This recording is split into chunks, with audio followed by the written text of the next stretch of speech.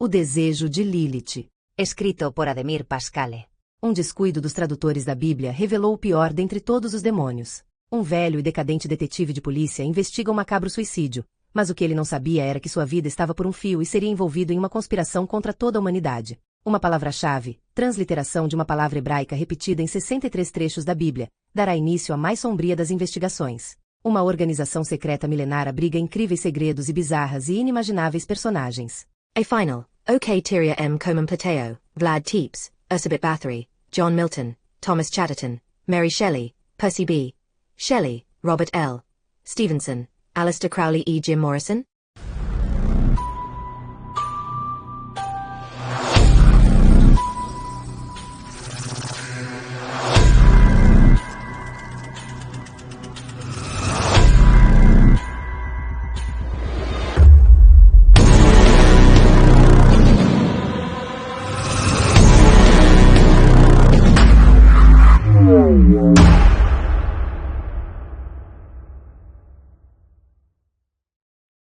Capítulo 9. Manual Prático do Imortal. Diário, 5 de fevereiro de 1979. Não preguei os olhos esta noite. Fui cercado por pontos de interrogação causadores dos mais terríveis questionamentos sobre a imortalidade. O tempo deixou de existir para mim no dia 4 de fevereiro de 1979 e o que mais me preocupa é a dúvida sobre o que faria em 100, 200 ou 500 anos. Como será o mundo no ano 3000? Onde seria minha residência? Quem seriam meus amigos? Se é que um imortal pode ter amigos? E mulheres? Um imortal pode ter mulheres? Pode ter filhos?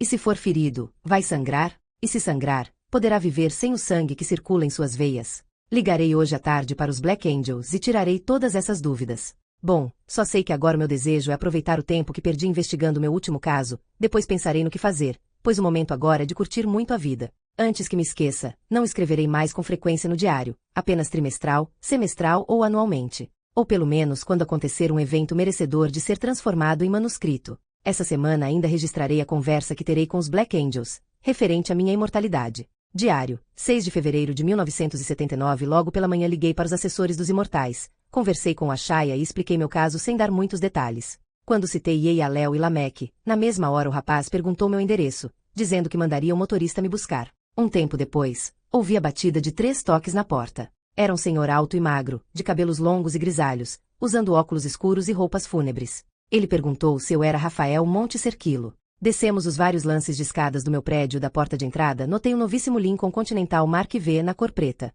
O motorista abriu a porta do lado do passageiro. Sentei-me confortavelmente no banco e rumamos para os jardins. O escritório dos Black Angels ficava em uma travessa da Avenida Brasil, em uma rua ao lado da Igreja Nossa Senhora do Brasil, obra de requintada arquitetura, simplesmente magnífica. O escritório ficava em uma apagada mansão. Apagada devido à cor cinza de suas paredes e ao jardim principal cuidado com desleixo, demonstrando falta de manutenção há vários meses. O porteiro surgiu como um espectro atrás do portão que empurrou roboticamente, causando um ruído agudo e incômodo. Ele apresentava o mesmo aspecto do motorista que me conduzia. Pareciam irmãos gêmeos. Descemos do carro e o condutor me acompanhou até a porta principal do local. Com seu longo dedo indicador pressionou o botão do interfone 2 vezes e a porta se abriu como se já soubessem quem estava do lado de fora. Logo que entrei na grande sala principal, reconheci Exalel, um dos homens que me salvou da agressão do taxista. O rapaz estava num canto escuro da sala, olhando com significativo apreço um livro exposto sobre uma mesa de madeira. Aproximei-me dele lentamente e, mesmo sem olhar para trás, ele disse: "Como estás, jovem imortal?"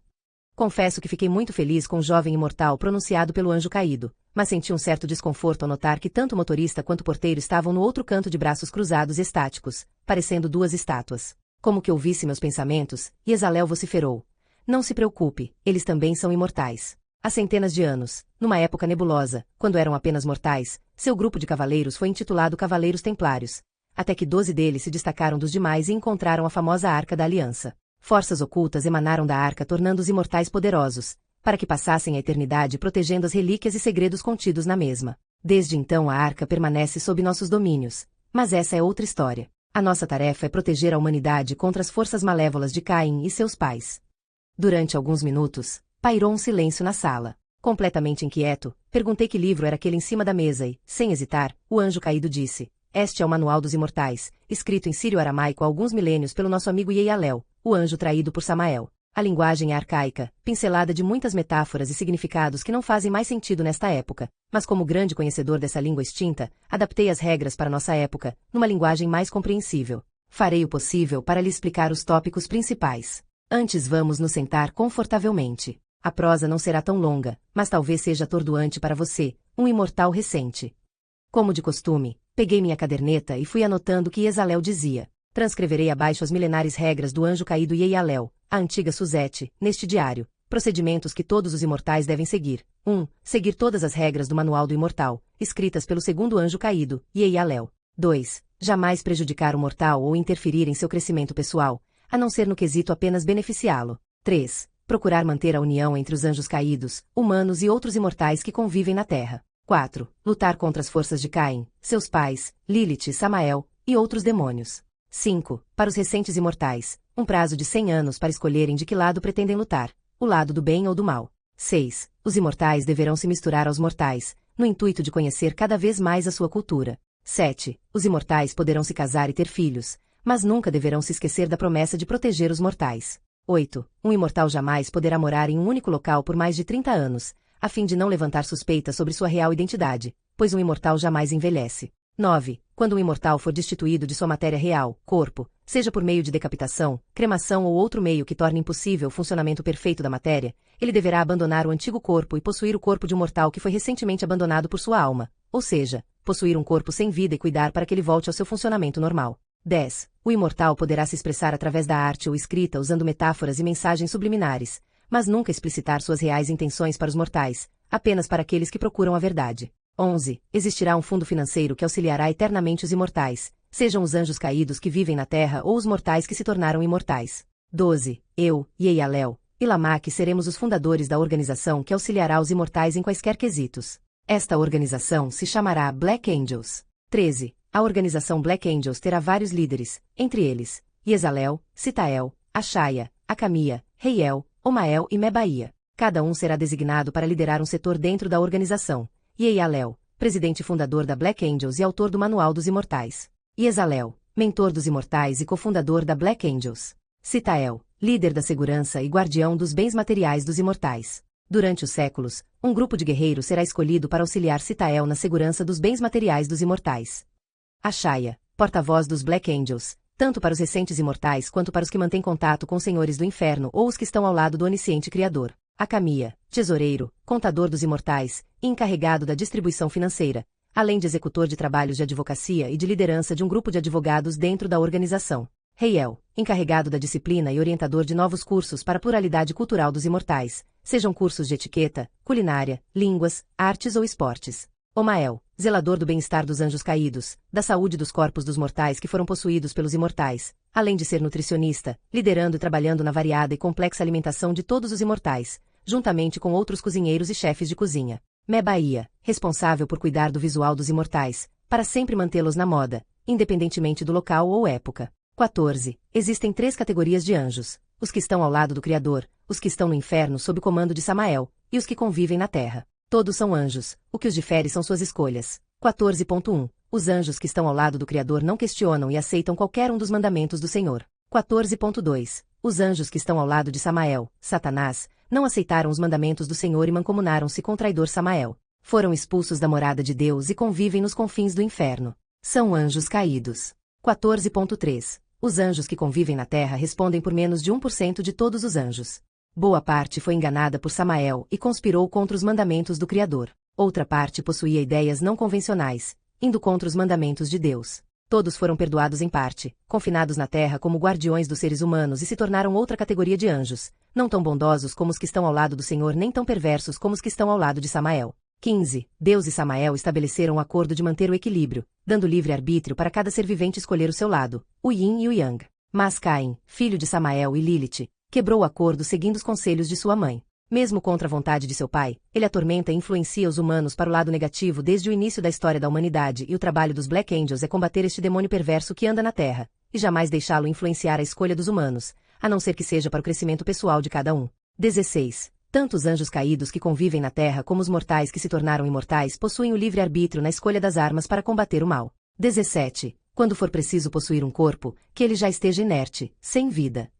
Não deverá existir escolha, muito menos preconceito pela raça, idade ou sexo dos corpos, somente a exigência de que tenham perdido a vida recentemente e que estejam nas condições adequadas para a recuperação. 18. Os anjos caídos e os imortais podem idolatrar e conviver como os humanos, já que não devem levantar suspeitas em nenhuma hipótese. 19. Caso algum anjo caído ou imortal quebre as regras, deverá ser estabelecida uma reunião com todos os líderes da Black Angels, que julgará e avaliará as condições do indivíduo, o qual, se condenado, deverá prestar contas ao Criador, que decidirá qual será a sua penitência. 20. Os imortais ou anjos caídos jamais deverão se aproveitar das condições de imortais, a não ser para combater o mal. OBS. O Manual do Imortal é encapado em couro de animal e possui mais de 400 páginas. Segundo Yezalel, além de Yeyalel ter escrito o manual em sírio-aramaico, uma língua morta, instituiu também um complexo conjunto de metáforas, mapas, ilustrações e mensagens subliminares que fogem completamente de todas as regras linguísticas existentes no planeta Terra, impossibilitando que o mortal faça a leitura. Os únicos capazes desse feito são os anjos caídos.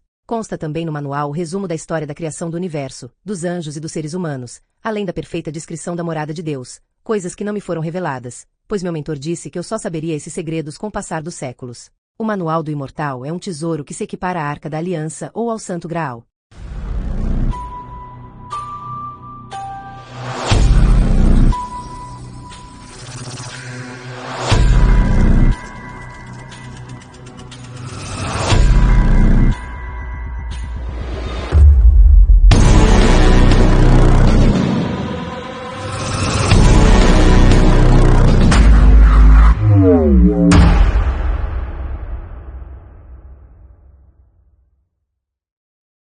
Capítulo 10. Curtindo a imortalidade. Diário, 7 de fevereiro de 1979. Depois de ouvir os preciosos procedimentos do Manual do Imortal ditos pelo anjo caído e mentor Yezalel, retornei às 2 horas da manhã ao velho apartamento para pegar alguns pertences. Acordei Lameque e Yeyalel e contei a eles onde estive, além de agradecer a Yeyalel pelo excelente manual. Ele retribuiu com um sorriso e disse que sempre estará por perto para me auxiliar no que for preciso, pelo menos até o dia da fatídica escolha entre o bem e o mal. Embora eu seja um imortal, sinto a fome de um mortal, só que ampliada. Yezalel me deu um bom dinheiro para que eu pudesse vir até o meu apartamento pegar os meus pertences e depois retornar de táxi até a Black Angels. Como o dinheiro que ele me forneceu daria para me manter tranquilamente por mais de um mês, convidei Lameque e Yeyalel para um almoço com direito a vinho importado para comemorarmos minha imortalidade. Sem hesitar, eles aceitaram. Diário, 7 de fevereiro de 1979. Depois de um almoço digno dos deuses, peguei um táxi e estou seguindo para Black Angels. Prometo que hoje à noite ou amanhã cedo direi o que aconteceu. Diário, 8 de fevereiro de 1979. Estou hospedado em um hotel luxuoso, digno de reis, situado na região dos Jardins, próximo à Avenida Paulista. Agora são 5h15 da manhã, estou sem sono não devido a preocupações triviais, mas ao que aconteceu ontem. Yezalel me encaminhou ao setor financeiro da Black Angels e apresentou o encarregado, o anjo caído Acamia. Na presença de outros 2 anjos caídos, pediu que me auxiliassem no preenchimento de alguns papéis para dar procedimento à abertura de uma conta corrente em um banco, pois me seria fornecido um salário mensal equivalente a 30 vezes o que recebia anteriormente, quando era um simples detetive de polícia. Preenchi outros papéis, e dos que me lembro, um era para aquisição de um Lincoln Continental Mark V da cor vermelha, outro para encher o tanque quando bem entendesse e outro era para o luxuoso hotel onde estou hospedado por conta da Black Angels. Após o encontro com Acamia, Yeyalel me encaminhou para o setor do anjo caído Mebaía. Era um setor diferente dos outros que tinha visto dentro da organização, cheio de manequins, espelhos, revistas de moda, estilistas, manicures, cabeleireiros e roupas de todos os estilos e cores possíveis. Mebaía era um anjo peculiar. Usava roupas alegres e de fino trato, diferente dos outros anjos caídos que abusavam do preto. Sai de lá com um visual completamente diferente. Mebaía bem que tentou cortar meus cabelos compridos, mas não deixei. Então, depois de muita insistência, deixei que fizesse relaxamento e depois escova. E até que ficou bom. Agora, as roupas que ele queria que eu usasse simplesmente odiei. Odeio roupas coloridas e alegres, e preferi as cores de sempre, cinza, vermelha e preta, principalmente a preta. Mebaía disse que é muito difícil um anjo caído ou imortal gostar de outras cores e que ele era uma rara exceção. Depois de um breve e delicioso coffee break oferecido pelo anjo Mael, fui levado ao setor do anjo Reiel, que me inscreveu em alguns cursos internos da organização, iniciando com aulas de inglês, português, literaturas, etiqueta, culinária nacional e estrangeira, yoga e tai chi chuan. Depois de concluídos eu passaria para a segunda etapa. Estou feliz, apesar do medo da novidade de ser imortal e 20 anos mais jovem. Ainda estou confuso, cheio de dúvidas e medos a cada momento que reflito. Mas Yeyalel disse que isso é normal e que com o tempo minhas dúvidas serão esclarecidas. Ele me contou também de onde vinha o real faturamento da Black Angels, que não comercializa produtos nem presta serviços para os mortais. A organização foi criada apenas para a assessoria eterna dos anjos caídos e dos imortais, sendo extremamente organizada. Acredita que possuem filiais em quase todos os países do mundo? Uma dessas filiais está na África, que Eyalel disse ser o berço do mundo e o local onde se situa a caverna onde Lilith e Samael foram trancafiados eternamente. Essa caverna é a entrada para o inferno, onde também habitam os mais perversos anjos caídos que conspiraram contra Deus. Sei que você deve estar curioso para saber de onde afinal vem o dinheiro da Black Angels, mas não se esqueçam de que eles estão na Terra desde o início dos tempos. Acumularam milhares e milhares de tesouros de povos extintos, imperadores egípcios, reis, vikings e piratas. Toneladas em ouro, pedras preciosas, esculturas, quadros de renomados pintores e muitas outras raridades. Um tesouro interminável, inimaginável e eterno, como nós, os imortais. Bom, o que interessa agora é que há um Lincoln Continental Mark V me esperando lá fora no estacionamento. Seria muito pedir alguns dias de férias. Prometo que se acontecer algo de extraordinário relatarei no diário. Hoje, a noite será minha. Diário, 9 de fevereiro de 1979. Algo de extraordinário aconteceu na noite passada, por isso escrevo, conforme prometido. Parece que não consigo ficar muito tempo longe desse diário. Logo no início da noite do dia 0802, resolvi sair com meu carro. Rodei sem pressa por mais de 2 horas nos arredores dos jardins e pinheiros, olhando cada passo nas calçadas, qualquer movimento estranho que revelasse o demônio, pois meu faro detetivesco nunca me abandonava. Então por volta das 21 horas resolvi ir até um conhecido barzinho da Rua Vergueiro para tomar uma cerveja e comer alguns petiscos. Não sei dizer se o lugar era agradável para olhos conservadores, mas gostei e muito. Um ambiente enevoado, pouco provido de luz em todos os sentidos, o que dificultava a compreensão dos moldes humanos daqueles que ali se apresentavam. O sussurro infernal daqueles vultos se assemelhava aos murmúrios das velhas beatas. Senti frio naquele lugar. Apesar da multidão, o calor não me aquecia. Por que eu gostava disso? Porque me sentia tão bem nestes lugares obscuros? Talvez devido ao fato de ter sido transformado em imortal por um demônio. Será que todos os imortais sentem o mesmo prazer que sinto nesses ambientes? Até então, nada diferente em descrever meu gosto pelo cenário gótico, mas algo me surpreendeu naquela noite. Sentei-me próximo ao barman e me senti completamente à vontade. Ninguém estava me notando. Subitamente, uma jovem por volta dos 25 anos, não muito diferente da minha nova aparência, veio até mim. Apesar do ambiente nevoado, a proximidade da jovem deixou transparecer nitidamente os detalhes do seu rosto belo e pálido, cabelos e corpo. Suas roupas negras se misturavam ao negrume do ambiente e seus cabelos ruivos chamuscavam na escuridão como um conjunto de velas fúnebres ritualísticas. Chamava-se Eveline. Ofereci-lhe uma bebida. Ela tomou 3. Não hesitou quando pedi o número do seu telefone. Perguntei sobre seus gostos, música, comida e filmes. Tudo combinava comigo de forma milagrosa. Com apreço, segurei sua mão delicada e assim que perguntei onde morava e se poderíamos nos encontrar no dia seguinte, o som emitido pelos lábios salientes e vermelhos estremeceu minha alma.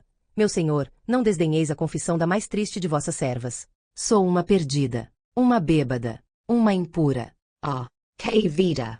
5. Ao emitir tais palavras, seus belos olhos transformaram-se em 2 esferas aquosas e vitrificadas. Devido à inusitada tremedeira de minha mão, derramei cerveja em seu colo, fato que não surtiu reação, pois pareceu nem notar. Mas o que eriçou por completo os pelos do meu corpo, foi o movimento que a jovem fez depois de se levantar furiosamente. Posicionou-se de cócoras, colocou as palmas das mãos sobre o chão deixando à mostra as unhas pontiagudas e iniciou um estranho ritual, um frenético vai-vem da cabeça entre gargalhadas. Ao finalizar, selou a encenação com um intenso vômito que se espalhou ao seu redor. Estranhamente, ninguém além de mim parecia notá-la. Ao som de Black Sabbath em Iron Man, vários pés pisotearam o vômito, respingando detritos de alimentos nos calçados, saias e calças. A garota visualizou a cena como um grande prêmio. Acredito que nem precisaria escrever mais nada, mas para finalizar o ocorrido no barzinho da Rua Vergueiro relato que saí do local às pressas, esquecendo até de pagar a conta. Vim para meu luxuoso apartamento, fiquei no banho por mais de 2 horas e ainda me sinto sujo e enojado, pois no cenário gótico que criei em minha mente não existem cenas tão imundas.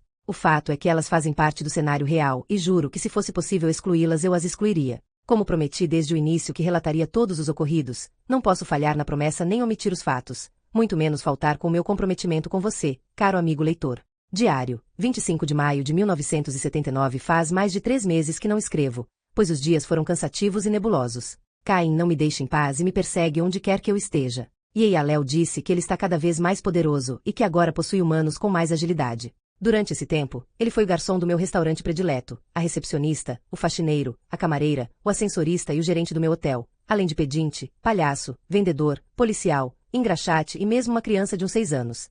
Ela estava brincando no playground do hotel junto de outras crianças. Parei por alguns minutos e observei a cena para relaxar a tensão da perseguição tortuosa. Aquele colorido das roupas infantis me fez regressar aos meus tempos de criança, das brincadeiras sem preocupações, preconceitos ou deveres. Os gritos desprovidos de maldades e impurezas me despertaram, fazendo-me notar que qualquer objeto nas pequenas mãos transformava-se em brinquedos requintados, fosse pedra, areia ou papel. Fiquei hipnotizado, atraído pela simplicidade das brincadeiras infantis. Infelizmente, algo inusitado aconteceu e o horror voltou a dominar minha mente mortal, fazendo-me lembrar dos terríveis assassinatos que presenciei, dos corpos mutilados, dos olhares sem vida, do sangue derramado e da ferida incurável da solidão. A criança que mencionei veio até mim, mostrou-me com orgulho um soldadinho de plástico e logo em seguida mordeu com fúria e frieza sua cabeça, cuspindo-a logo em seguida. Ela me presenteou com o que restou do corpo, e o que me disse me atingiu de modo certeiro, como um golpe de pugilista, atirando-me vergonhosamente de joelhos ao chão. Enquanto usava 2 pequeninos dedos da mão atrás da própria cabeça, ele pronunciou: "Tornei-te mortal, mas devido à traição de mancomunar-se com os anjos caídos tornarei sua vida um verdadeiro caos. Estarei sempre ao seu lado, e na primeira oportunidade desmembrarei sua cabeça do corpo, assim como fiz com este pequeno brinquedo. Então você será obrigado a possuir outro corpo, e finalmente sentirá a intensa dor da alma na transição da incorporação."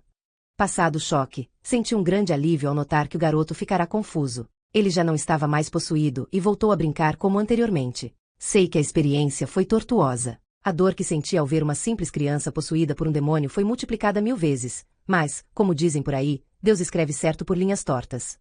Notei que Caim adquiriu o poder de possuir rapidamente qualquer ser vivente, mas as mortes diminuíram. Devido ao fato dos meus constantes deslocamentos, a perseguição obrigou o demônio a agir com mais velocidade em suas incorporações. Sim, ele deve ter um ponto fraco, mas não sei se um dia descobrirei qual é. Diário. 17 de setembro de 1979. Passei um bom tempo sem escrever neste diário pois nada mudou, a não ser pelo dinheiro que estou gastando aos montes. Estou logrando a juventude que não tive, sem me preocupar com dinheiro ou trabalho, tendo longos períodos de lazer. Sim, disse longos períodos de lazer, porque Caim não me preocupa mais, pelo menos por enquanto. Sou protegido pelos anjos caídos e o fato de ter me tornado um imortal impossibilitou completamente o demônio de me possuir. A preocupação desapareceu, mas os sustos são constantes, não posso negar. O último sobressalto ocorreu ontem de manhã. Não que eu esteja arrependido, mas ontem me senti cansado de tanto me locomover de carro e acabei saindo do hotel deixando meu estimado Lincoln na garagem, pois precisava andar, ver as pessoas de perto, sentir o aroma da manhã, caminhar entre os cães e fingir que era um simples mortal. É bom ser imortal, pois não tenho mais as velhas preocupações com a saúde, muito menos com a morte.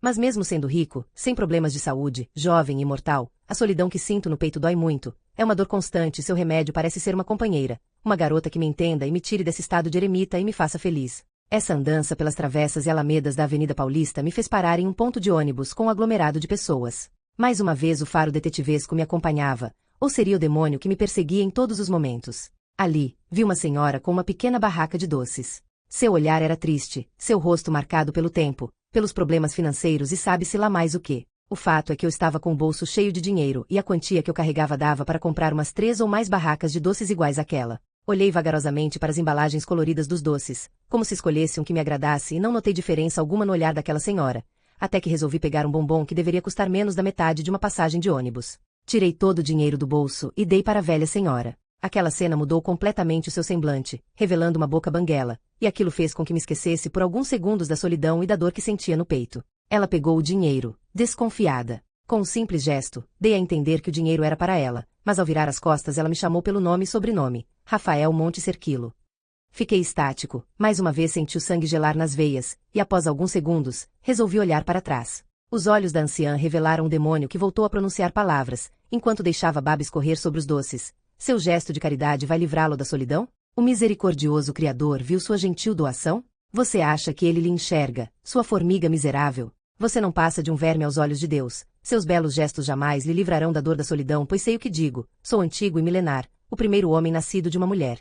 Após ouvir as palavras carregadas de ódio, repliquei como nunca fizera antes. O que você sabe sobre Deus? Um demônio pode falar bem de Deus? Sabe algo sobre compaixão ou caridade? E quem disse que você é o primeiro homem nascido na Terra? Para mim você não é um homem, é um monstro odioso que jamais será visto como nós, e não é filho de uma mulher, e sim de um tétrico demônio em forma de mulher.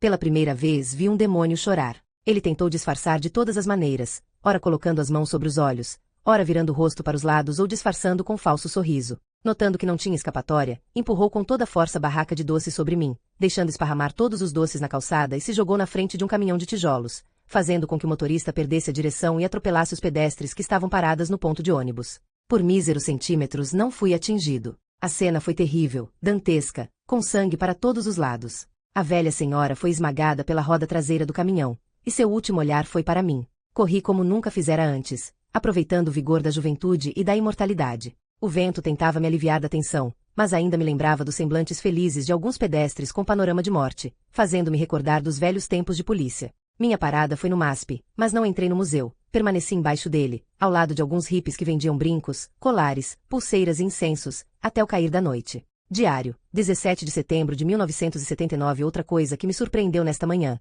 além do sangue derramado, foi a sensibilidade que o demônio apresentou ao chorar quando eu disse que ele não era como nós e muito menos filho de uma mulher, mas sim de um demônio em forma de mulher. Afinal, teria um devasto demônio sentimentos? Ao sair do MASP, tomei uma cerveja com Lamech e Eyalel e, claro, disse tudo o que acontecerá nesta manhã. E Eyalel falou que demônios podiam ter sentimentos, principalmente Caim, filho de uma mulher e de um ex-soldado de Deus. Pela conversa que tivemos, deduzi que ele queria ser como os humanos.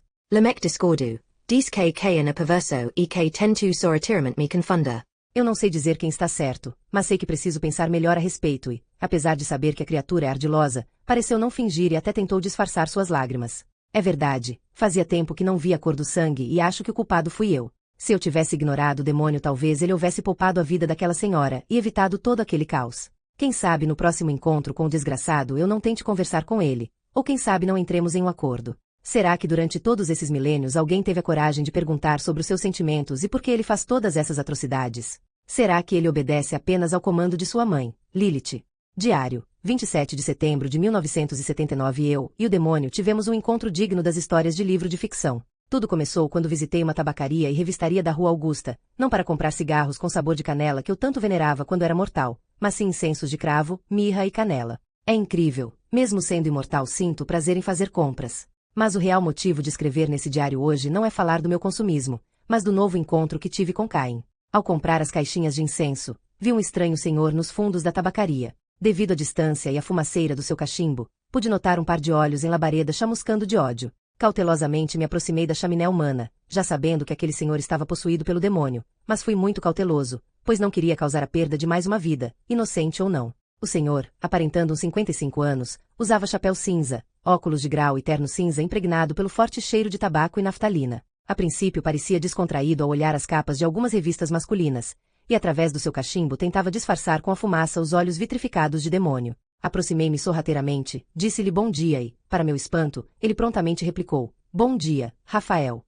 Eu sabia que aquela era minha primeira oportunidade de conversar com a criatura e, quem sabe, saber mais sobre ele e sua real intenção. Quase gaguejando, convidei-o para um café ali mesmo na tabacaria e para o meu segundo espanto do dia, ele aceitou. Já sentados na pequena mesa redonda, pedi um café sem açúcar e ele um cappuccino. Confesso que não estava acreditando no que acontecia. Eu de frente para um demônio bíblico e milenar, causador da chacina de milhares de pessoas que nem sequer conheci, tomando um simples cafezinho em uma tabacaria e revistaria da Rua Augusta. Minhas mãos e pernas estavam trêmulas, fato que me fez evitar tomar o café por algumas vezes. Para piorar a situação, foi ele quem puxou a conversa. Rafael, afinal de contas, o que deseja saber? Quer me atacar mais uma vez com palavras porque sabe que corporalmente sou invencível? Diga, afinal de contas, o que realmente quer de mim? Só deseja tomar um cafezinho com o filho de um demônio em forma de mulher?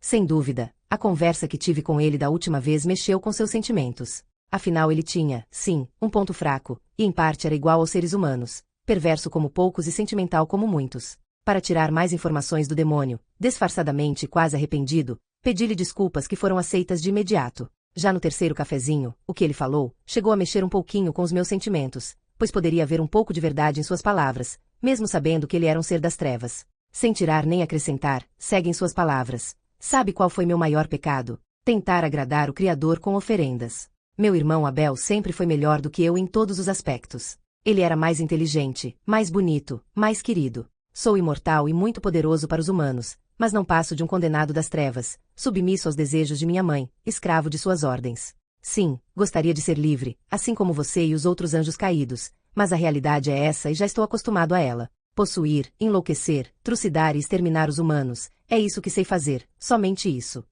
E, mais uma vez, presenciei o demônio chorar, só que desta vez não escondia suas lágrimas e não tinha vergonha de expor seus sentimentos para mim. Historia Ilicia Costamando Comigo? O fato é que eu disse que o entendi em parte e até sugere que desobedecesse sua mãe e quebrasse as correntes, já que seu desejo era ser livre. Cheguei até a comentar sobre o mito da caverna de Platão, e ele apenas sorriu e disse: Você acha que foi mesmo Platão quem escreveu o mito da caverna? Sei cada palavra dessa parábola. Eu a intitulei Alegoria da Caverna e depois ela foi modificada por outros para o mito da caverna.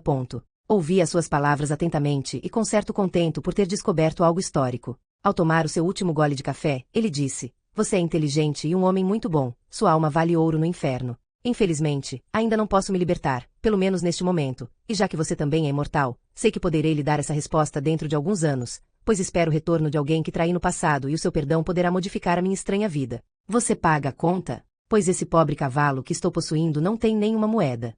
Tirei o dinheiro do bolso e coloquei sobre a mesa. Saímos juntos da tabacaria, ele apertou minha mão e disse: Não se sinta livre de mim por causa da conversa que acabamos de ter, pois estarei ao seu lado até o dia da minha libertação. Não vou deixar de possuir os humanos e muito menos de enlouquecê-los ou matá-los, mas como estou grato pela sua preocupação e sugestão da libertação, algo que já tento fazer há milênios, vou reduzir as mortes.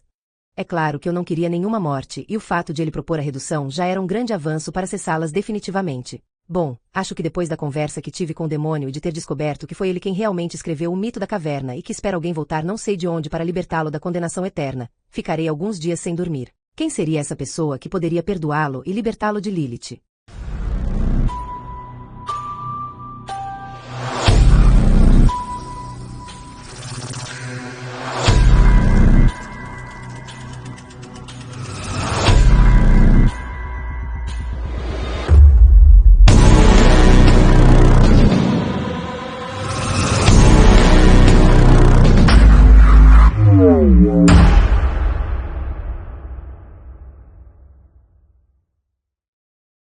Capítulo 11. O Anjo Mebahaya. Diário, 19 de dezembro de 1979. Logo pela manhã, fui até a Black Angels especialmente para visitar o anjo caído Mebaia, e, como sempre, fui muito bem recebido. O jeito de Mebaia é muito semelhante ao da falecida Suzette, com a diferença de que Suzette não era tão requintada e chegava até a ser engraçada. Mebaia é um figurinista e estilista, com forte sotaque francês. Os traços do seu rosto são delicados, seu andar e seus gestos são como plumas. Parece que vive dançando num mundo de sonhos e fantasias, bem diferente dos outros anjos caídos que combatem o mal com suas armas e forças sobrenaturais. Tomamos chá enquanto conversávamos sobre moda. Mebaia recordou dos velhos tempos, da época bizantina e das extravagantes roupas na cor roxa, e também das perucas e rendas usadas pelas mulheres e homens da Idade Moderna. Vi seus olhos brilharem quando falou que conheceu e elaborou o figurino do rei Luís XIV de Bourbon, o Rei Sol, de 1638 a 1715, moda que perdurou por cerca de 150 anos. Embora o corpo que usava não fosse dele, disse que estava com ele há mais de 800 anos, pois se apegou aos seus traços. Após o chá e a aula de moda, aproveitei e visitei outros anjos, pois desejava iniciar os cursos de aperfeiçoamento. Saí da Black Angels com a programação semanal dos cursos e com outro visual, embora as cores das roupas fossem as mesmas de sempre. Sei que a partir de amanhã meu tempo será escasso. Farei muitos cursos em diversas modalidades. Quando voltar a escrever, relatarei o meu crescimento pessoal como imortal e todas as investidas de Caim contra a humanidade.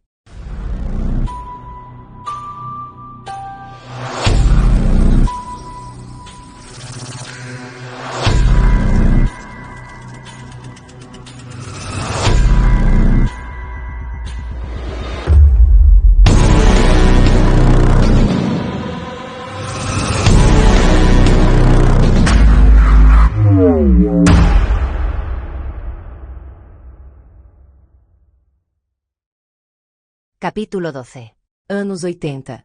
A perseguição continua. Diário, 12 de novembro de 1980. Sim, já faz quase um ano que este diário está na gaveta de minha comoda. Não fosse pelas roupas íntimas, diria que esteve completamente solitário. A virada de ano foi deveras lastimosa. Acordei bêbado em uma das calçadas da Alameda Santos, usando roupas que não eram minhas, fato que me fez me lembrar dos últimos dias de Edgar Allan Poe que, a meu ver, também é um dos imortais, pois seus contos viverão eternamente em nossas almas. Bom, voltando ao assunto principal desse diário, o demônio Caim cumpriu com sua palavra, deixando-me completamente em desacordo com relação ao que pensava sobre ele. As mortes cessaram completamente, por enquanto. Segundo Yeyalel, eu fui um dos poucos a ter a coragem de conversar cara a cara com um deles. Sim, usei o plural porque descobri que além de Caim existem outros demônios na Terra, que se forem enviados ao nosso planeta, jamais poderão retornar ao inferno como Caim. Digo isso porque vi 2 desses demônios outro dia. Num clima investigativo, eu percorria tranquilamente em meu Lincoln os arredores dos jardins, mas no semáforo da Paulista com abrigo Luiz Antônio 2 homens aparentemente distintos atravessaram na faixa de pedestres. Quando estavam bem na minha frente, os dois me encararam com seus olhos luminosos, revelando o demônio em seus corpos. O sorriso que se estampava em seus rostos era de puro escárnio. Talvez estivessem me seguindo há horas. Pensei, o que eles tinham a perder? E Eialel disse que eles poderiam, sim, perder algo, e que todos os demônios, sem exceções, estão em busca de luz, e a Terra é o lugar mais próximo do Criador, num nível bem mais elevado que o inferno. Lilith só tenta causar a destruição e a loucura na Terra devido aos ciúmes que tem de nossa liberdade, para desafiar Deus e fazer com que outros compartilhem do seu desespero. Samael, o mestre do inferno, segue suas próprias regras e jamais quebrou o acordo que selou com Deus, mas sua própria ex-amante e esposa o leva à loucura, semelhante a algumas mortais. Fontes disseram a Eialel que Samael não mantém relações conjugais há quase 2 milênios, depois que flagrou Lilith de conversas e carícias com um tal de Barabas. Não por acaso ela foi figurada como a serpente que causou a expulsão de Adão e Eva do paraíso. Fora os 2 demônios que presenciei na Avenida Paulista, nada aconteceu. Kayan continua a me perseguir, como havia dito. Em todas as ruas, bares, cinemas ou restaurantes, ele sempre estava no meu encalço. Não sei dizer se este demônio segue outros imortais, ou mesmo mortais, e não sei se o único interesse dele é no meu bom coração, coisa em que não acredito muito, pois não me considero tão bom assim.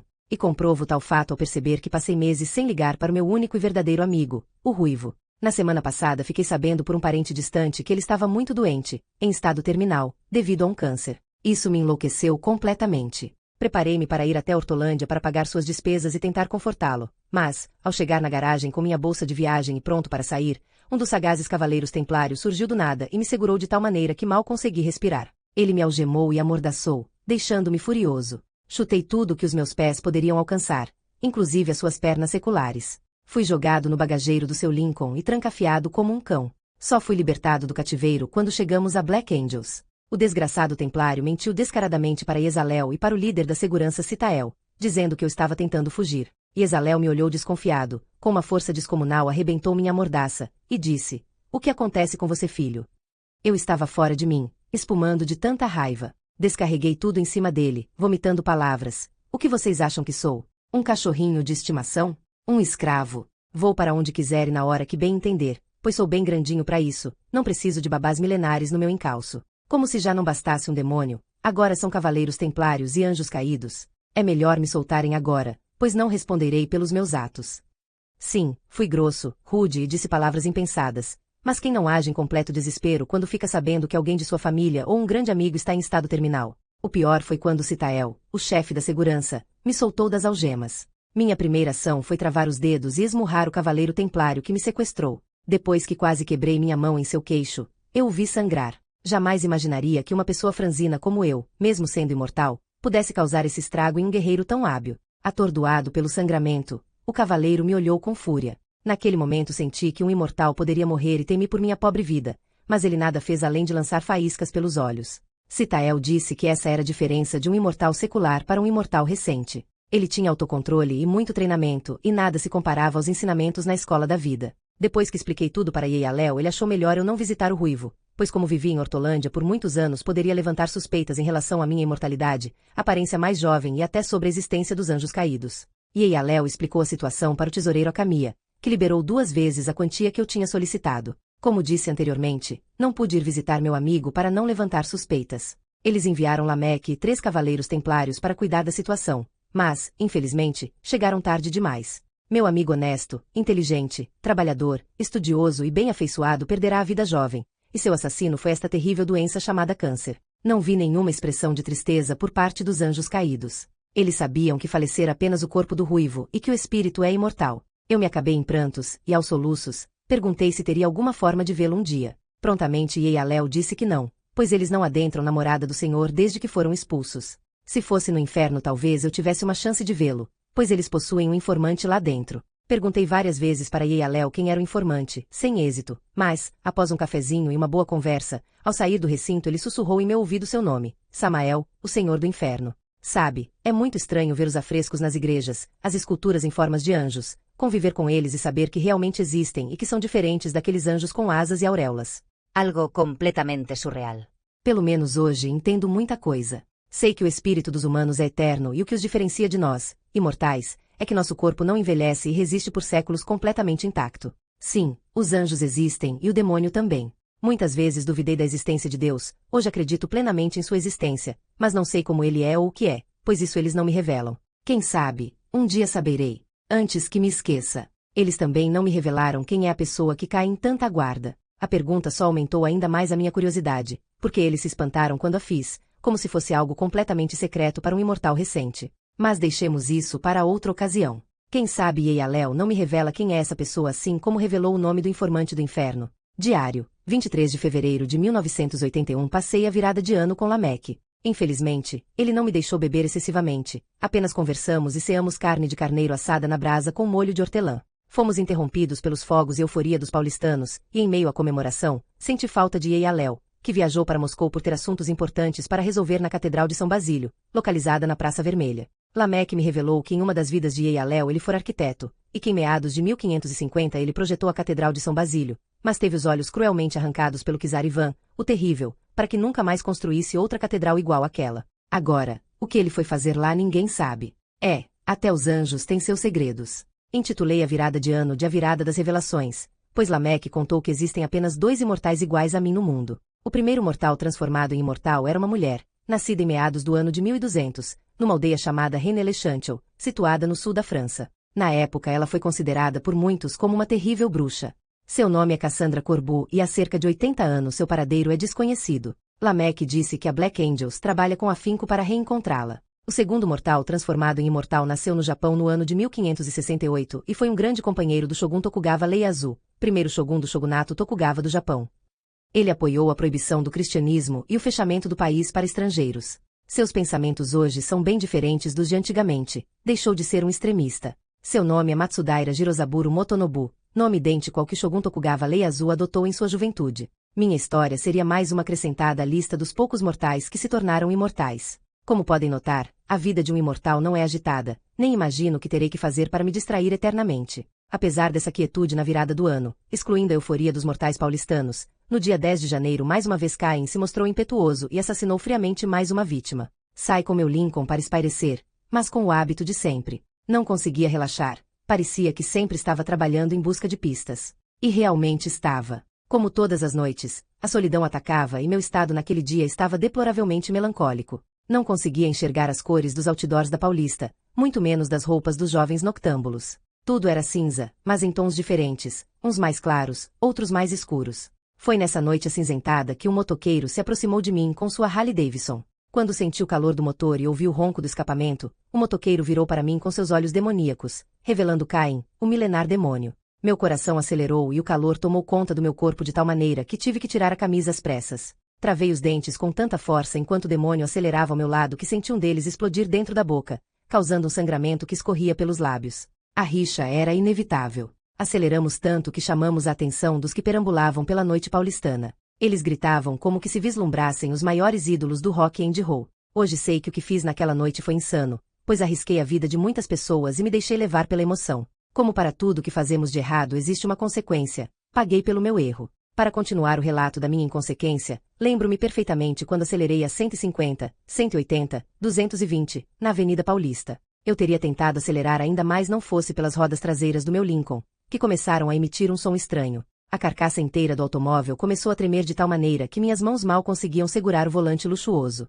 Caim apenas gargalhava, um som que mais parecia o uivo de um lobo faminto do que o de um ser humano. O fato é que ele se mostrou um hábil piloto e seu equipamento tinha um excelente desempenho. Não emparelhamos nenhuma vez, pois o demônio manteve a dianteira em todo o percurso. Seguimos assim até que senti um forte cheiro de óleo queimado. A fumaça do motor era visível, mas o problema pior era o fogo que já se alastrava por todo o capô. Os espectadores se deliciavam com o show gratuito, enquanto eu sentia o calor e o odor que Samael e Lilith deveriam sentir nos confins do inferno. Meus braços ardiam muito e meus olhos lacrimejavam, mas o ódio que sentia por dentro percorria todas minhas entranhas, fazendo-me tão mais forte que pude suportar a dor. Se não fosse pela curva no fim da Avenida Paulista. Tentei fazer a maldita curva para entrar na Consolação, mas o carro derrapou e atravessou a ilha central fazendo-me rodopiar por várias vezes, até que um poste acabou com o espetáculo. De relance, pude notar Caim seguindo na contramão pela avenida, até dar de encontro com um caminhão.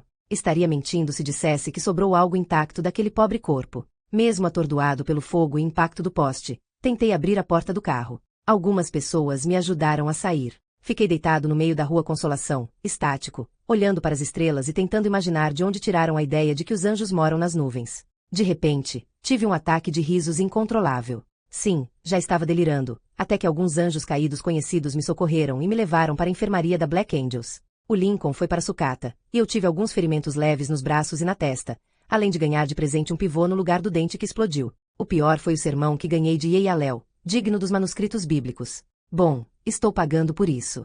Eles me proibiram de comprar um carro, e adquiri uma nova dor, a da consciência, pois fui deveras inconsequente ao arriscar a vida de inocentes. Fiz o que Caim queria, deixei-me levar pela emoção do momento e quase assassinei várias pessoas. Yezalel disse que eu poderia ter perdido meu corpo no acidente e que deveria seguir o exemplo deles, que mantenho mesmo há séculos, excluindo Yeialel, que sempre se envolvia em confusões e já perderá mais de 2000 corpos. Bom, acredito que Yeialel deveria saber o que estava fazendo, afinal foi o autor do importante Manual do Imortal. Diário. 3 de outubro de 1981. Hoje, escreverei rapidamente. Estou deveras cansado devido às aulas intensas em diversas modalidades. No relato anterior, do dia 23 de fevereiro, Citael, o chefe da segurança da Black Angels, resolveu colocar 2 cavaleiros templários como meus guarda-costas. Nem preciso dizer que odiei. Eles estão sempre atrás de mim em todos os lugares aonde vou, menos no toalete, pois isso não aceitaria de maneira alguma. Caim não se intimida e sempre aparece, mas durante esses meses eles não se enfrentaram, já que seria insano tentar enfrentar Caim. Os corpos que usa não são dele, mas de pessoas inocentes ou não tão inocentes assim. O único plano que temos no momento é tentar impedir as mortes, pelo menos até a chegada da pessoa que o demônio tanto espera voltar. Diário, 18 de junho de 1982. Pronuncio perfeitamente o inglês e o espanhol. Também tive aulas com grandes culinaristas e hoje me considero um grande cozinheiro. Aprendi a lutar, meditar e socorrer pessoas. Além de continuar me aperfeiçoando, estou me iniciando nas aulas de sírio-aramaico. Este ano, Caim pausou as perseguições. Yezalel disse que o informante do inferno relatou que ele está com Lilith em uma rápida visita. Mas como o tempo na Terra e no inferno são diferentes, minutos transformam-se em meses. Citael está reforçando a segurança e já informou as sedes dos outros países, pois quando Caim visita sua mãe no inferno o terror volta multiplicado. Diário, 10 de dezembro de 1982. Citael estava certo. Cain retornu no mes de novembro causando diversas chacinas. Ele tem o poder de viajar como um relâmpago e sua força se compara de 1000 homens. As perseguições continuaram, mas meu reflexo está bem mais acentuado. Além disso, devido à rotina de perseguições do passado, acabei me acostumando com o demônio. Quando não estou sendo perseguido, sinto-me esquisito. Parece que me falta algo. Isso é muito estranho. Diário, 26 de outubro de 1983. Volto a escrever, como prometi. Não que algo de anormal tenha acontecido, como se minha vida tivesse algo de normal. Mas para não dizer que nada mudou, vi o demônio se deliciar com os assassinatos, acidentes e a miséria, mas notei que estava extremamente feliz no dia 1º de setembro e comentei o fato com Yezalel, que mostrou o real motivo do regozijo de Caim.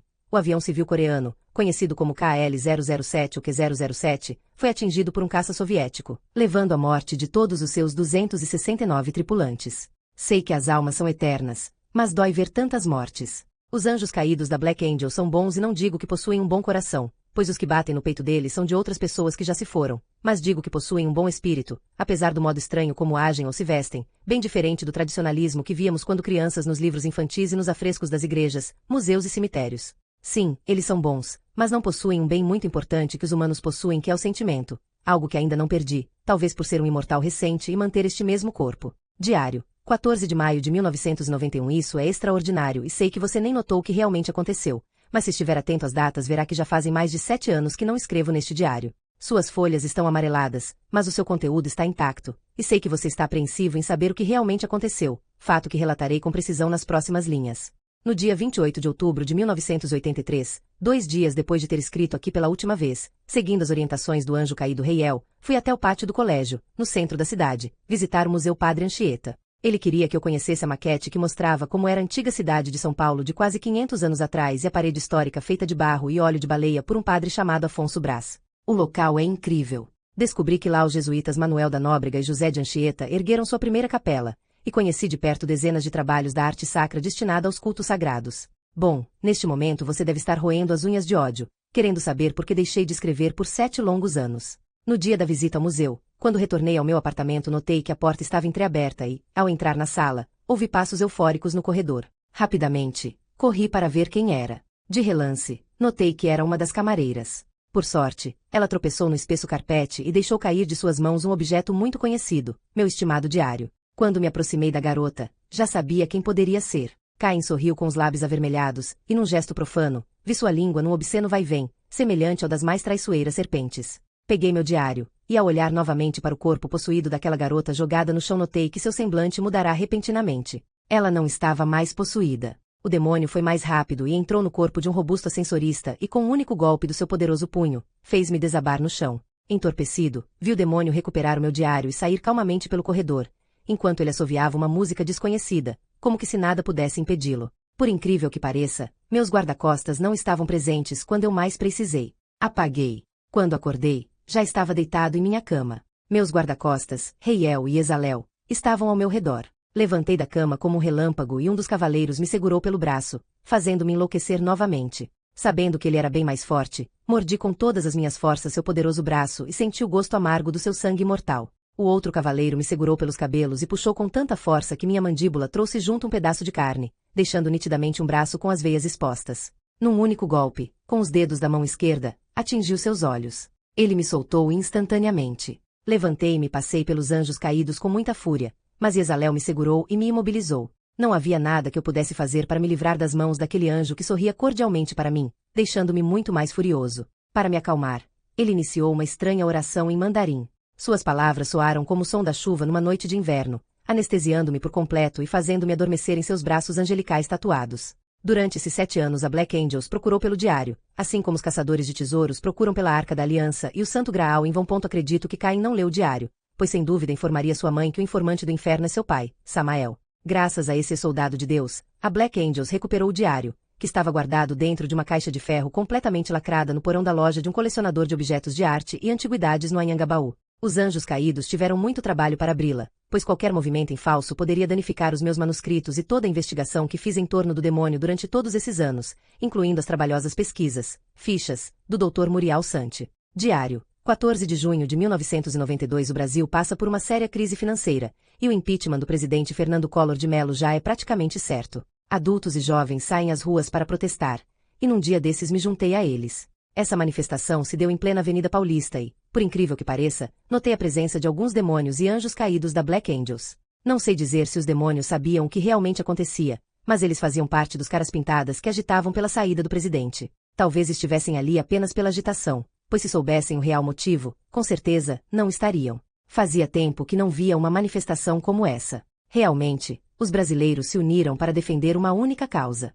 Diário, 17 de janeiro de 1993. Em determinados momentos da imortalidade o corpo sente certa rejeição, como se tentasse expelir o espírito. Conforme passam os anos as dores aumentam gradativamente. Escrevo no diário com muita dificuldade, minhas mãos estão trêmulas, o coração acelerado e a sensação de que algo não está certo me deixa deveras irritado. Procurei o anjo caído Reiel para sanar minha dor, pois é o mais qualificado de todos nesse assunto, e o remédio receitado foi meditação diária, já que eu tinha o hábito de meditar apenas uma vez por semana. Ele disse que com o tempo não sentiria mais essas dores, mas para que isso acontecesse deveria ter algumas plantas no meu apartamento e praticar a meditação perto delas. Depois de Moscou, Ezalel viajou para Itália, Portugal, França, África e por último Japão, e sua volta foi ontem, dia 16. Para comemorar, decidimos ir ao estádio do Morumbi assistir ao show de um grupo de grunge chamado Nirvana. Fomos em nossas vestimentas negras, e não sei se eram as roupas ou simplesmente o que chamava a atenção daqueles jovens, mas me olhavam como se fosse um semideus, o ídolo do show. Os longos cabelos, a barba e as roupas estilosas eram minha marca registrada, o novo visual do imortal Rafael Monte Serquilo. E Ezalel já estava com outro corpo, desta vez era um rapaz com idade aproximada de 25 anos, esbelto e extremamente alto. Como sempre, tivemos a companhia de 2 cavaleiros templários. Eles usavam sobretudo cor de gelo, cabelos amarrados e óculos escuros. E Ezalel resolveu não ir. Disse que tinha assuntos a tratar com alguns empresários, mas nos aconselhou sermos discretos e comportados. Pelos comentários que já ouvi nos corredores da Black Angels, Ezalel parece ser um dos mais antigos anjos caídos, juntamente com o mestre do inferno, Samael. Ele é extremamente sábio, muito diferente dos outros anjos e muito semelhante aos jovens mortais. Às vezes age como uma pessoa inconsequente, mas é apenas impressão, pois tudo que faz é calculado e tem um propósito específico. Seu único erro foi acreditar mais no amigo Samael do que no seu próprio criador. Bom, chega de delongas. Quero relatar alguns fatos interessantes ocorridos no show do Nirvana. O público estava agitado, completamente impaciente e, quando o vocalista Kurt Cobain pisou no palco, a plateia delirou. Vai o semblante da Aiel brilhar. Estava muito feliz com toda aquela agitação. Os cavaleiros templários não se alteraram em nada e nem pareciam notar o vocalista no palco, apenas olhavam incessantemente para todos os lados à procura de demônios. Naquele momento me esqueci do passado, da minha imortalidade e das perseguições de Kai. Delirei quando Kurt iniciou a canção Smells Like Teen Spirit. A plateia, completamente extasiada, dava saltos, uns caíam sobre os outros, e por incrível que pareça, Yeyalel, um anjo caído que conheceu nosso Criador e o Senhor das Trevas, fazia o mesmo e ainda me puxava para acompanhá-lo. Eu me diverti sem pensar duas vezes, e foi muito bom mesmo, uma tremenda terapia. O que me fez dar muitas gargalhadas foi notar os dois cavaleiros templários já sem os óculos escuros e com as roupas completamente amarrotadas. Os cabelos já não estavam amarrados e seu semblante era de puro ódio e arrependimento. Sem dúvida, eles não curtiram nem um pouco todo aquele frenesi. Se tudo fosse só alegria e curtição seria perfeito, mas percebi algo muito estranho no vocalista. Não sei se era seu hábito esconder os olhos entre os cabelos enquanto cantava Smells Like Teen Spirit, mas aquele gesto me fez lembrar de todo o meu passado, incluindo as perseguições de Cain. Yeyalel nem notou o meu rápido desânimo e foi assim até o fim do show. Diário, 10 de maio de 1994. Escrevo para dizer que minha dor cessou e a meditação indicada por Heiel foi a sua doce cura. Por incrível que pareça, Yeyalel permanece no mesmo corpo. Os cavaleiros templários continuam sérios e totalmente sem graça. Após saber que tenho este diário, Lamech resolveu ter um também. Ele disse que estava relatando tudo, inclusive os mínimos detalhes dos assassinatos de Cain. E, falando no demônio, outras vítimas surgiram, entre elas um padre, um político, uma enfermeira e um carteiro. Vocês não imaginam o caos que ele causou quando possuía um padre. Levou um potente aparelho de som para a paróquia e colocou uma antiga canção dos Rolling Stones intitulada Sympathy for the Devil para tocar. Um político também foi possuído, não citarei o seu nome. Ele fez o seu discurso para centenas de pessoas pregando a liberdade geral em todos os sentidos possíveis. O carteiro jogou no bueiro todas as correspondências de uma determinada região de Pinheiros, e isso durante 2 semanas. A enfermeira levou vários pacientes em suas cadeiras de rodas e maçãs para o meio de uma avenida, causando um dos maiores congestionamentos da história de São Paulo. Se continuar esse relato, não existirá diário no mundo em que ele caiba. É claro que você se lembra dos comentários que fiz sobre o show do Nirvana no estádio do Morumbi, não é verdade? O triste e lamentoso fato é que, no dia 5 de abril deste ano de 94, Kurt Cobain se suicidou dando um tiro de espingarda em sua própria cabeça. Obrigado do fundo de meu nauseado estômago queimando por suas cartas e sua preocupação ao longo dos anos. Eu sou mesmo um bebê errático e triste. Não tenho mais a paixão, então lembrem, é melhor queimar do que se apagar aos poucos. Paz, amor, empatia. Kurt Cobain, trecho de sua última carta. Diário, 17 de janeiro de 1995. Eu, Lamech, Yeyalel, Yezalel, todos os cavaleiros templários e outros anjos caídos nos reunimos de manhã para uma reunião importantíssima. O informante do inferno, Samael, relatou para Shaya que Caim tenta tirar sua mãe do inferno para finalmente, após milênios, retornar à Terra, pois o demônio acredita que se libertar sua mãe ele também estará liberto de sua escravidão. A primeira investida foi nesta manhã, exatamente às 5h46, e somente a tentativa de retirá-la do inferno causou um terrível terremoto em Kobe e outras cidades do Japão, deixando centenas de mortos e feridos, além dos danos físicos, com prédios inteiros demolidos, fogo pelas ruas e estabelecimentos comerciais fechados.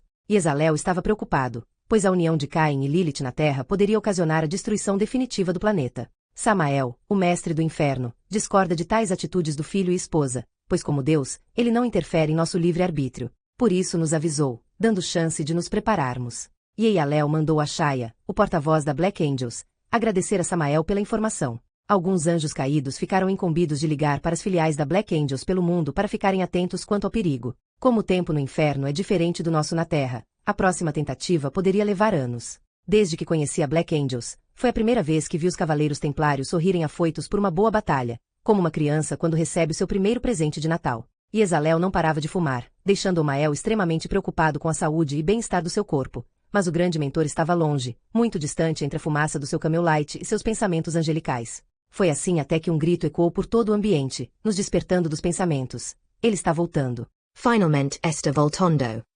Fiquei confuso, pois todos os assessores dos imortais estavam na sede, então imaginei, quem afinal de contas estaria voltando? Quem poderia causar tanto alvoroço? Seria a tal pessoa que Cain tonta aguardava. Vi os cavaleiros templários e os outros anjos caídos extasiados olhando para o céu. Yezalel estava boquiaberto, e seus olhos brilhavam como todas as 88 constelações. Fiquei curioso, perguntando a um por um quem estava voltando e por que olhavam como loucos para o céu, até que resolvi olhar na mesma direção. Algo muito estranho estava acontecendo. No céu havia um extenso caminho de tonalidade rosa que sumia no horizonte, algo que nunca tinha visto em toda a minha vida. Yeyalel se aproximou de mim e, ainda olhando para o céu, segurou em minha mão e disse, ele está voltando. O Messias, nosso irmão Jesus Cristo, está voltando para nos salvar mais uma vez. Ele se aproximava. Olhei ao redor e não notei movimentação. Como num filme de horror, todos os seres humanos estavam paralisados como estátuas. Algumas pessoas paradas no meio da rua, outras com os braços erguidos num ponto de ônibus. O tempo parou, o mundo parou. Somente nós imortais estávamos cientes do que acontecia. Quando olhei mais uma vez para o céu, meu corpo estremeceu. Pude notar uma figura humanoide se aproximando. Seus cabelos longos esvoaçavam ao redor. A barba possuía 2 longas tranças. O semblante sério dava medo. Era difícil encarar aquele homem, completamente diferente das imagens dos afrescos. Ele não era louro, nem tinha olhos azuis. Seus traços étnicos eram semelhantes aos dos israelenses. Seus pés finalmente tocaram o chão e neste momento a poeira que cobria o asfalto ergueu-se, parou no ar por um momento e caiu. Meu coração parecia que ia explodir, quando um urro de ódio surgiu atrás de nós. Virei-me e meu sangue gelou nas veias. Era Caim com sua real aparência. Ele ergueu o braço esquerdo e num leve giro de sua mão, todas as vidraças da vizinhança explodiram, causando um estrondo ensurdecedor.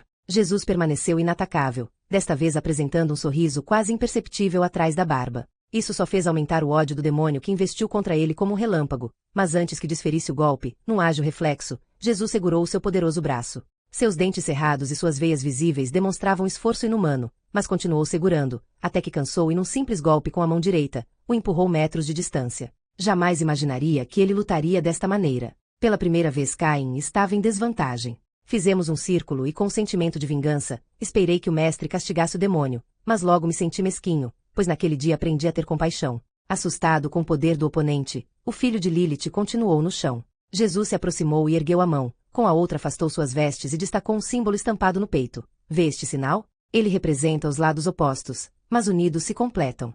Meu pai marcou meu peito para que eu me lembrasse sempre de sua importância. Estou aqui para impedi-lo de libertar sua mãe, pois se acontecer, o destino da humanidade estará selado e o equilíbrio será rompido. Levante-se. Cain-se levante vagarosamente. Jesus pôs a mão direita em seu ombro esquerdo, o demônio retribui com a mão esquerda em seu ombro direito. Os dois entraram em transe. Ficamos sem saber o que fazer, mas permanecemos calados, enquanto assistíamos os 2 milenares seres, até que ambos abriram os olhos. Caim foi o primeiro a falar: liberte-me de minha mãe, pois só você tem este poder.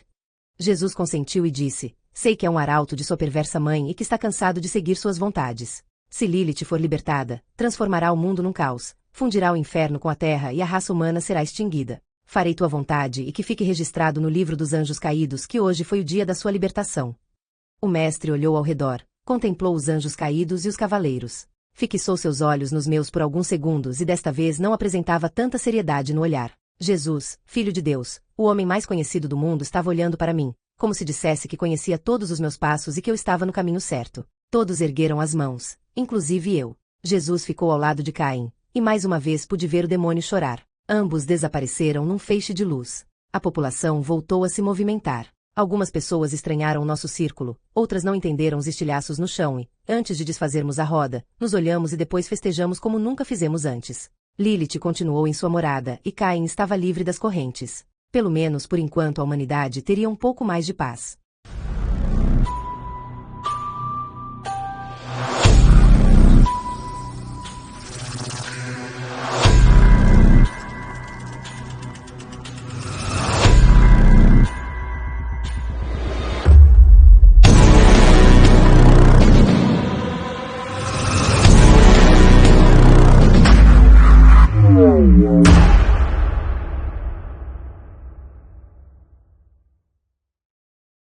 Bonus. Faz mais de 14 anos que não escrevo neste diário e sei que você nem notou, pois o último relato está na página anterior. Bom, decidi que era hora de parar definitivamente com ele. Não que eu deseje parar de relatar os acontecimentos para você, mas porque existe uma longa e intensa jornada pela frente, e quem sabe um dia você não fique sabendo mais detalhes sobre toda essa história no Diário do Lameque. O fato é que essas folhas já estão ficando ressecadas e quebradiças, então decidi, com muita dor no coração, como um pai que abandona o próprio filho, que dentro de algumas horas irei para um local público e o deixarei a esmo e à mercê do destino. E se você está aí realmente lendo é porque o meu plano deu certo, alguém o encontrou e o publicou. Deixo alguns conselhos. Esteja sempre atento aos acontecimentos globais, às letras das músicas, aos noctâmbulos de preto, aos antigos livros, estátuas e afrescos. Existem sinais em todos os lugares. Esteja principalmente preparado, caso alguém com os olhos luminosos, vitrificados e acossos se aproximar de você. Finja que não o viu, erga a cabeça e siga o seu caminho. Caim foi liberto, mas alguns dos seus súditos ainda perambulam por aí, enfraquecidos, mas ainda perversos. Muitos anos se passaram desde que me tornei imortal. A solidão continua e, apesar dos grandes amigos que encontrei, a falta de uma companheira é lastimosa. Não sei se estou preparado para ter uma agora, pois qualquer romance me causaria dor, já que um dia presenciaria sua morte. Sem dúvida, escolhi trilhar o meu caminho ao lado dos anjos caídos, e hoje sou um dos membros da Black Angels que, por segurança, mudou-se de local, como costumam fazer de 30 em 30 anos.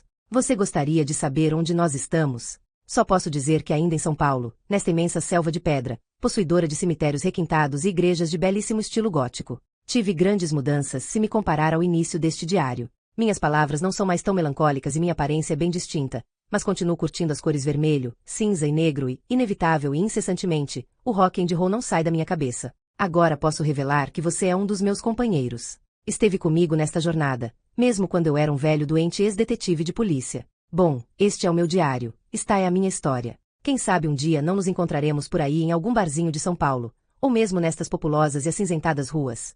Lembre-se, siga os sinais. Epit Logo. São Paulo, 19 de dezembro de 2009. Senhor editor, venho por meio desta carta apresentar o diário de Rafael Monte Serquilo, encontrado juntamente com os livros de nossa biblioteca, em novembro passado. Como bibliotecária, li os manuscritos e ressalto que encontrei coerência e fatos históricos plausíveis para uma publicação. É difícil saber se ele se trata de mera ficção ou se os dados apresentados são verídicos.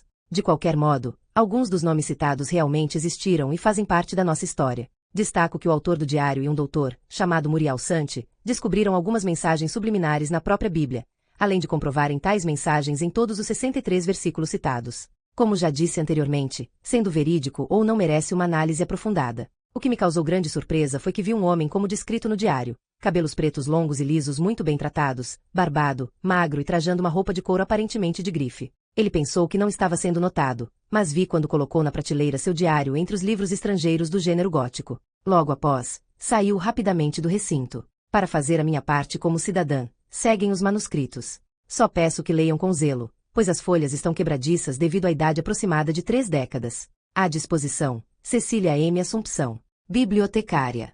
Muito obrigado por ouvir mais um audiolivro aqui nos Sussurros do Imaginário. Se você gostou dessa jornada literária, não se esqueça de curtir o vídeo e deixar seu comentário. Queremos saber o que você achou.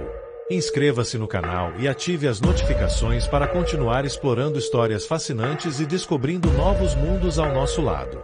Sussurros do Imaginário, a sua melhor companhia para viagens literárias. Até a próxima aventura!